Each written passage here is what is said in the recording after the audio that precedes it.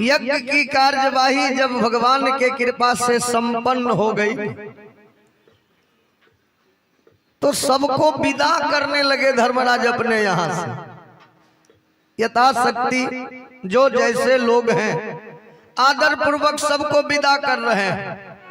तो दुर्योधन और शकुनी दोनों पहुंच गए और बोला, है धर्मराज हमें भी आज्ञा दीजिए, हम भी चलेंगे। धर्मराज कहा, है दुर्योधन सब तो राजा महाराजा हैं, इसीलिए हम उन्हें पहले विदा कर रहे हैं, लेकिन तू राजा होने के साथ साथ मेरा भाई भी हो ना, तुम्हें तो मेरे दुख सुख दोनों में साथ रहना चाहिए।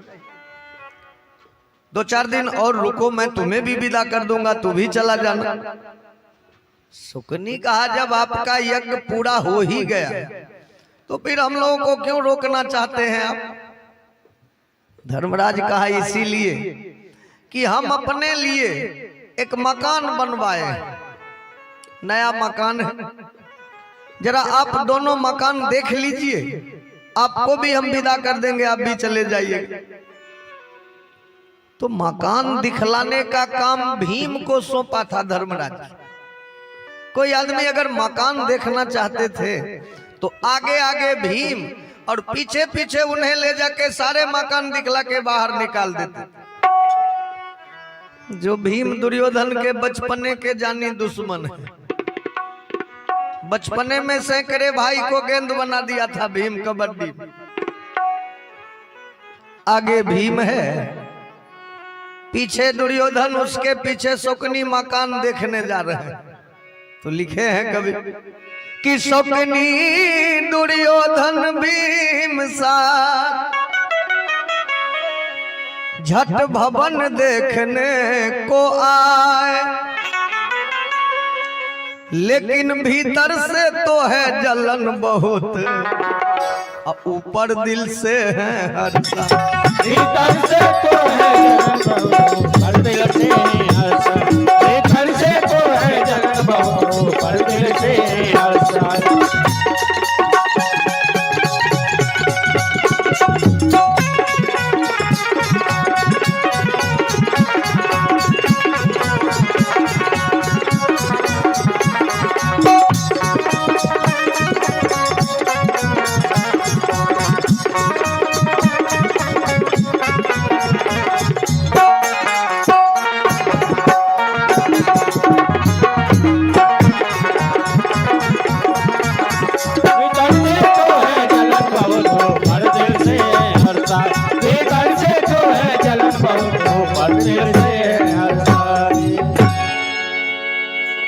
भीतर से तो है जलन बहुत, ऊपर दिल से है हर्षा।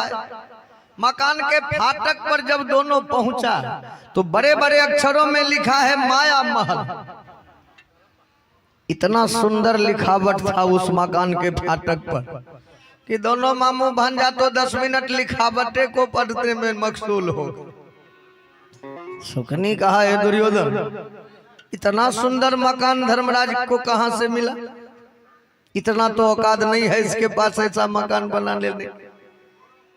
तो शकुनी का तर्क कोई गलत नहीं था, सही सोचा शकुनी, क्योंकि हम आप भी कोई अगर मकान बनाते हैं तो अपने अपने बजट के अनुकूल मकान बनाते हैं। जितना आमदनी होता है, जितना रकम खर्च करते हैं, वैसा मकान तैयार करवाते हैं। तो जो मकान के सामने दोनों खड़े हैं, धर्मराज के पास इतना क्षमता नहीं था वैसा मकान बना लेने की। तो कहेंगे धर्मराज को ये मकान मिला कैसे? तो गिफ्ट में इनको ये मकान मिला था, उपहार में।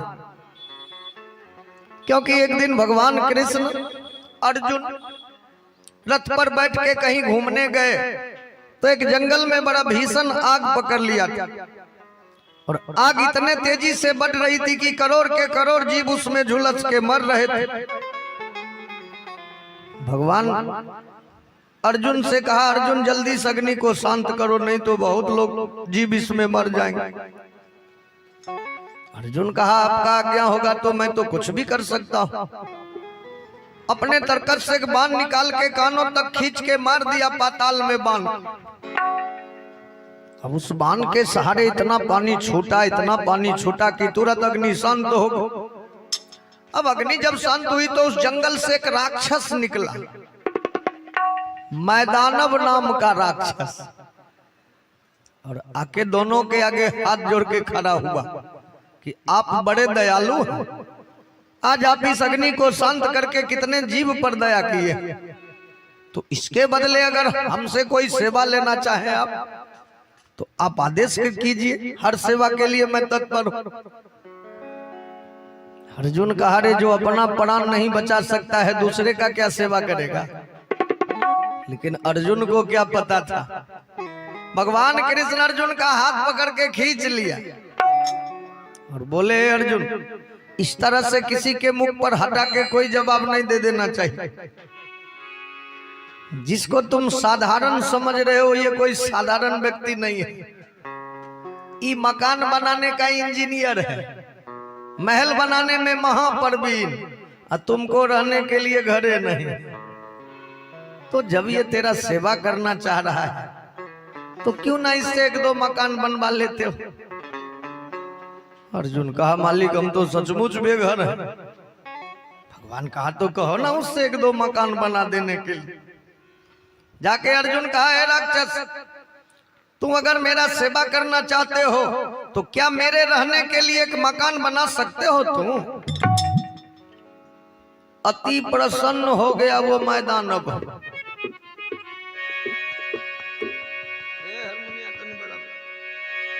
अति प्रसन्न। कहा, मालिक आप अंतर्यामी हैं क्या, आप कैसे जान गए कि हम मकान बनाने वाले हैं। दूसरा काम अगर आप हमको कहते न करने तो हम कुछ देर सोचते भी कि आपका काम कैसे निपटावे,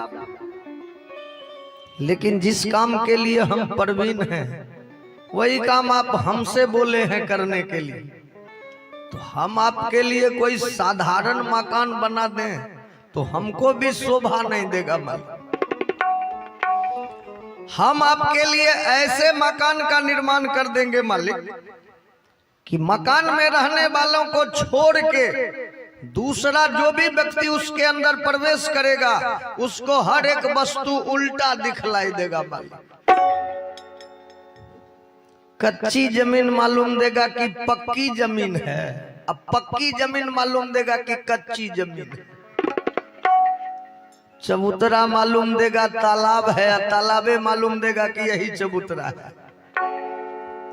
जहां निकलने का हम गेट बनाएंगे, दूसरा व्यक्ति जाएगा तो उसको लगेगा कि यहाँ पर दीवार है, जहां दीवार बनेगा वहीं लगेगा यही निकलने का गेट है। तो उसी माया महल का निर्माण किया था वो मैदानव राक्षस, जिसके फाटक पर दोनों लिखावट को पढ़ रहे हैं। तो ये दोनों तो लिखावटें न पढ़ते रह गए, तब तक भीम 10 कदम आगे बढ़ गए और आगे जाके कहा, भीम ने झट तभी देख चबूतरा।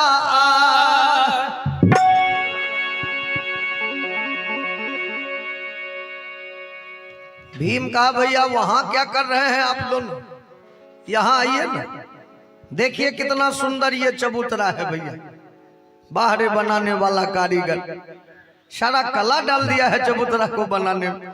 आइए भैया जरा इस पर बैठिए, आगे ले चलेंगे फिर। अब दुर्योधन सोचा कि भीम खड़ा है तालाब के निकट, हमको कह रहा है कि चबूतरा पर आके बैठिए, पागल समझ रहा है क्या। फिर सोचा कि हमको कहीं धोखा हो रहा हो, बगल में मामू है जरा इनसे पूछ लेते हैं। पूछा जब सुकनी से तो सुकनी को कौन सुलटा दिखलाई दे रहा था। सुकनी कहा, है दुर्योधन तेरा बाप अंधा है कि तू भी अंधा हो गए हो, तू देखते नहीं हो भीम खड़ा है तालाब के निकट, तू कैसे चबूतरा मान रहे हो। अब दुर्योधन सोचा कि मेरे नजर में तालाब है, मामू के नजर में तालाब है, तो फिर वो भीम कैसे कह रहा है कि चबूतरा है। तो भीम समझ गए कि दोनों को धोखा हो रहा है। भीम ठोकने लगे चबूतरा को। आइए ना भैया, ये चबूतरा है। हम भीम जो चबूतरा को ठोके तो दुर्योधन को मालूम पड़े कि भीम पानी थपथपा रहा है। कहा कि है बड़ा सुंदर तालाब, जरा चलना चाहिए। क्या किया दुर्योधन ने, झट तभी धोती लिया संभाल, तो शकुनी भी मोजा तथा तो जूता दिया निकाल। दुर्योधन ठेवने के ऊपर धोती खींच लिया, शकुनी जूता मोजा खोल के तेजी में हाथ में ले लिया। भीम सोचा कि दोनों मामू भंजा पागले, हम कह रहे हैं चबूतरा पर आके बैठिए तो ये पानी में तैरने का इंतजाम कर रहे। भीम जो हंसने लगे, हंसी जो आ गई भीम को, तो दुर्योधन जल के खाक हो गया। कहा है भीम, तू हमको मकान दिखलाने लाए हो कि बेइज्जती करने लाए हो? यहाँ जाओ। भीम आके कहा कहिए भैया। दुर्योधन कहा कि तू पीछे चलो, मैं आगे चलूंगा। भीम कहा ऐसा क्यों? दुर्योधन कहा ऐसा इसीलिए कि तू जब आगे चलते हो तो हमको धोखा होता है।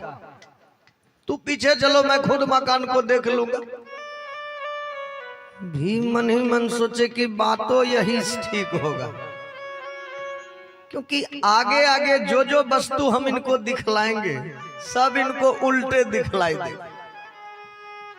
जब ही चबूतरा को तालाब मानिए रहे हैं, मानिए लिए, तो तालाब को तो अवश्य चबूतरा मानेंगे ना। तो क्या हर्जा है, दोनों को तालाबे वाला रास्ता पकड़ा देते, मजा आ जाएगा।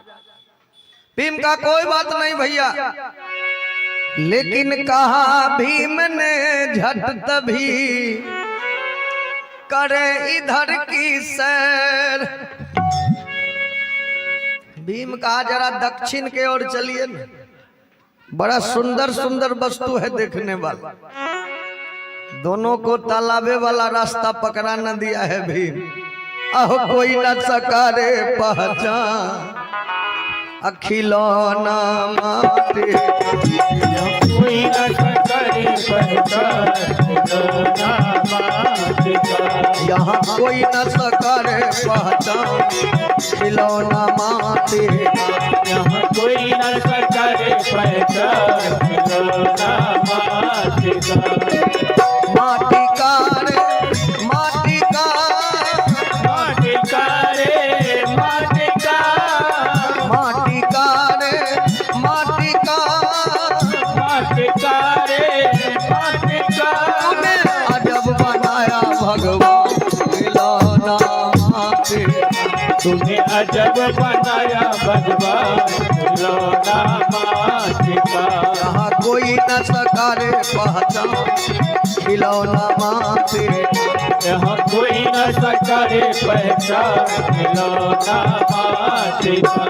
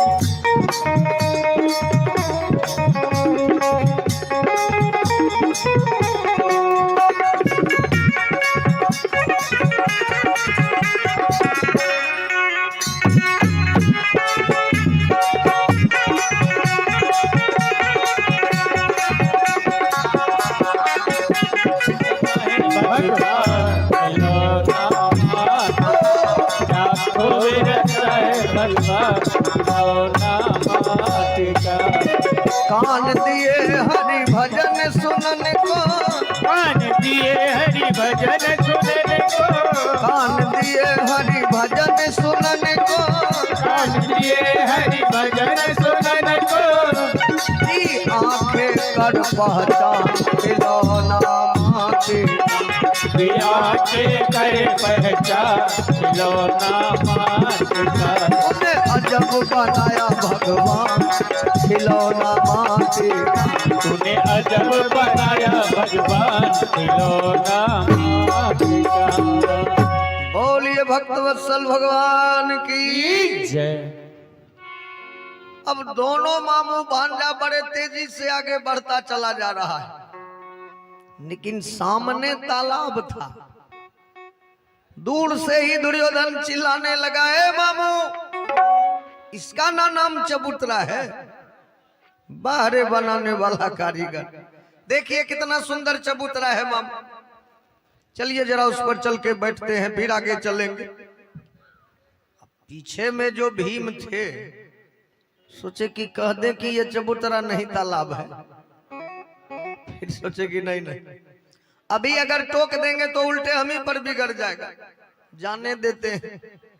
पवित्र जल है, ये है, 2-4 डुबकी मारेगा दोनों का मन भी पवित्र हो जाएगा। तो भीम रोके नहीं और दुर्योधन पांव पर पांव बढ़ाते बड़े तेजी से आगे बढ़ता जा रहा है। लेकिन चबूतरा का सीढ़ी समझ के जो ही पांव रखना चाहा तो दुर्योधन झट आगे बढ़ा, गिरा कुंड में पैर। चबूतरा का सीढ़ी समझ के जो पांव रखना चाहा के बार छपाक से पानी है। जब तक पीछे से सोकनी संभला, ऊपर से सोकनी भी। अब नीचे भांजा, ऊपर से मामू, दोनों डुबकी मार रहे हैं। तो गिरने वाला कितना हूं बुद्धू होता है, गिरने के बाद ये नहीं देखता है कि हमको चोट कहां लगा, कपड़े कहां फटे, ये नहीं देखता है। गिरता है और तुरंत उठ के देखता है कि हमको कोई गिरते देखबो किया है, और देखने वाले कोई इंसान क्यों नहीं हो। किसी को भी अचानक गिरते देख के कोई भी हंसना शुरू करते हैं। दोनों जो तालाब में गिरे, भीम जो ऊपर में ठहाका मारना शुरू किया तो बंदे नहीं कर रहे। दुर्योधन तो आग बबूला न हो गया। दुर्योधन कहा, है भीम, यही बेइज्जती करवाने लाए हो हमें ये मकान दिखलाने? तू पहले क्यों नहीं कह दिया कि ये चबूतरा नहीं तालाब है? और जब मैं गिर गया तब तुम हंस रहे हो। भीम कहा, भैया आप हम पर मत बिगड़िए, क्योंकि हमने आपको वहां बोले थे चबूतरा पर बैठने, तो आपको हम पर भरोसा नहीं हुआ भैया। और आपने खुद कहा कि तू पीछे चलो मैं आगे चलूं, इसमें मेरा क्या गलती है भैया? आप इतने गर्म मत होइए भैया, क्योंकि जिस जल में आप गिरे हैं ये कोई दूषित जल नहीं, बड़ा पवित्र जल है। देखिए आपका कपड़े न भीगा है भैया, तो ये भी घर तो आप ही का है, आप कोई पराया थोड़े। तब भीम उन्हें समझा बोले, यह क्रोध अकारण मत करिए, अब मैं कपड़ा ला कर देता हूँ, भाई चल कर धारण। कपड़ा ला कर देता हूँ, भाई चल कर धारण करिए। मैं कपड़ा ला कर देता हूँ, भाई चल कर धारण करिए।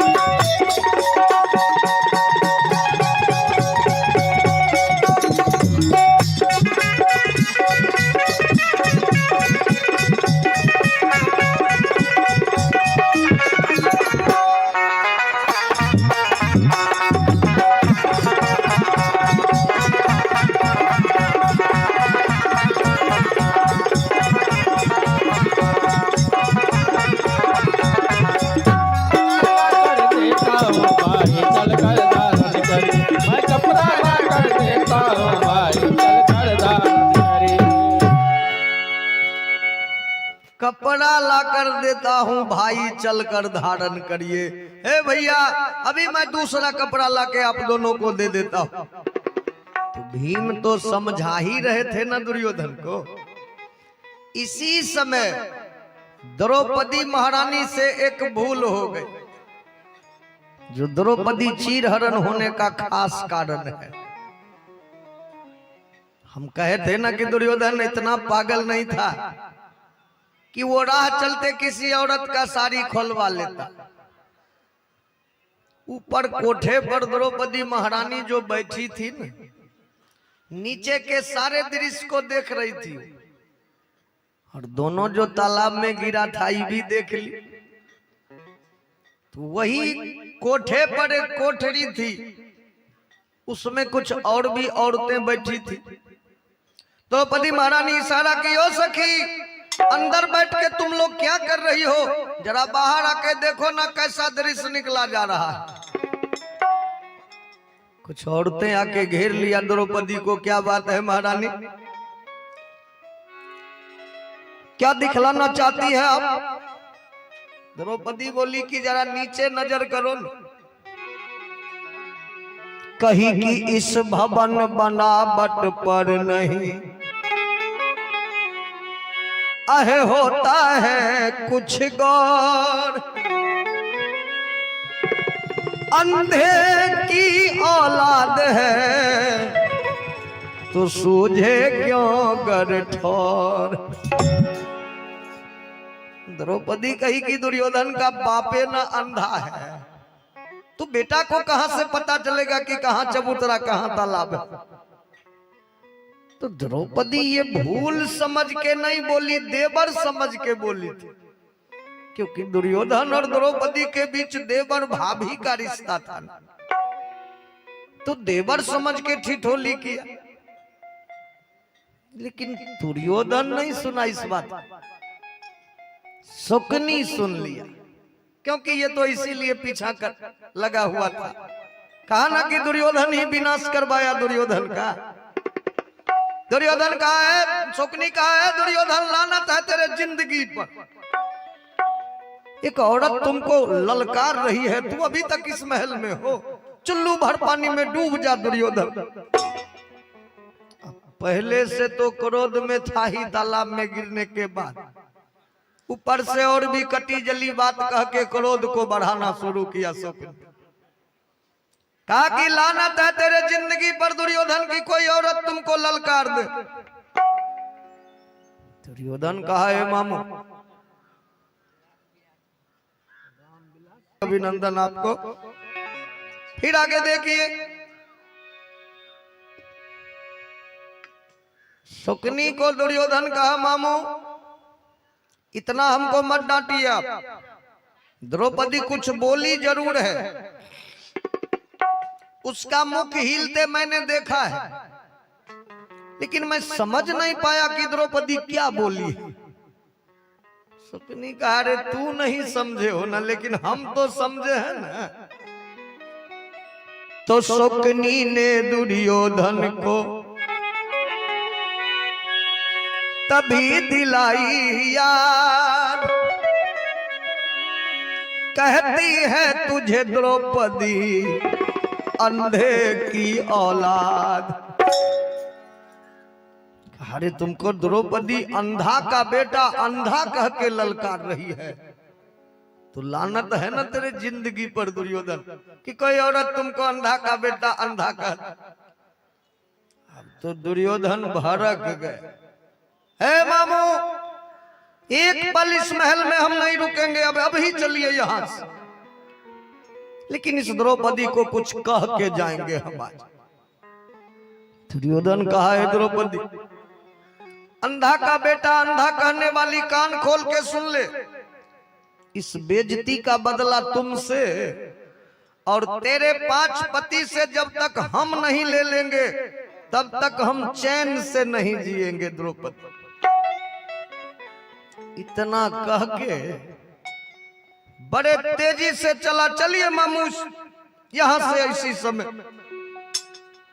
पांव पर पांव बढ़ाना शुरू किया, लेकिन उल्टा अभी तक दोनों का पीछा नहीं छोड़ा है। जहां निकलने का गेट था उसी को दीवार समझ लिया, और जहां दीवार है उसी को निकलने का गेट समझ के इतना कहकर कुछ आगे बढ़, जब पहुंचा द्वारे तक जाकर वह द्वार नहीं दीवार रहा, गिर पड़ा वही टक्कर। वह द्वार नहीं दीवार रहा, गिर पड़ा वही टक्कर। वह द्वार नहीं दीवार रहा, गिर पड़ा वही टक्कर।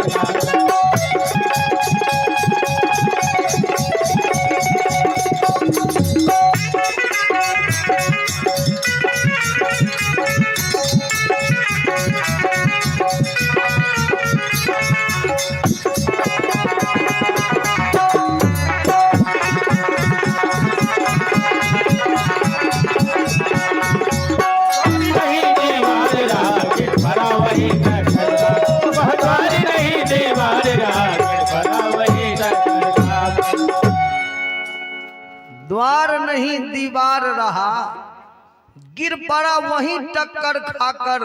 दोनों मामू भांजा दीवारे से न टकरा गया। भीम जब देखे दोनों को दीवार से टकराते, तेजी से आके दोनों का हाथ पकड़ के गेट होके निकाल दिया भीम बाहर। अब बाहर जब निकला तो कौन जाता है धर्मराज से आदेश मांगने की हमको विदा कीजिए।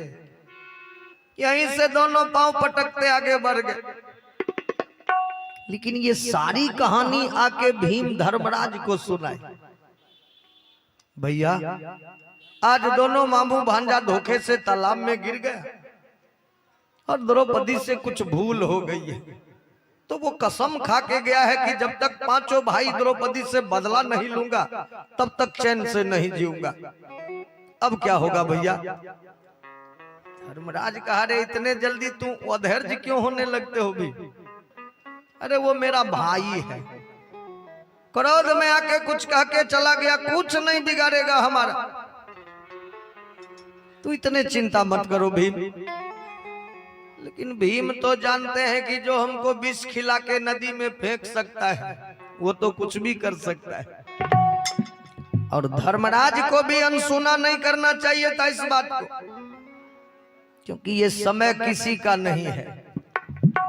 आदमी कोई बलवान नहीं, समय बलवान होता है। क्योंकि एक आधुनिक कवि ने लिखा है कि आदमी को चाहिए वक्त से डर कर रहे। आदमी को चाहिए वक्त से डर कर रहे। आदमी को चाहिए वक्त से डर कर रहे। आदमी को चाहिए वक्त से डर कर रहे। कौन जाने किस घड़ी वक्त का बदले मिजाज, वक्त का बदले मिजाज। वक्त से दिन और रात, वक्त से कल और आ, वक्त का हर से गुलाम, वक्त का हर से तेरा। वक्त से दिन और आन, वक्त से कल और आन, वक्त की हर से बुला, वक्त का हर से तेरा। वक्त का पाबंद है आती जाती रौनकें।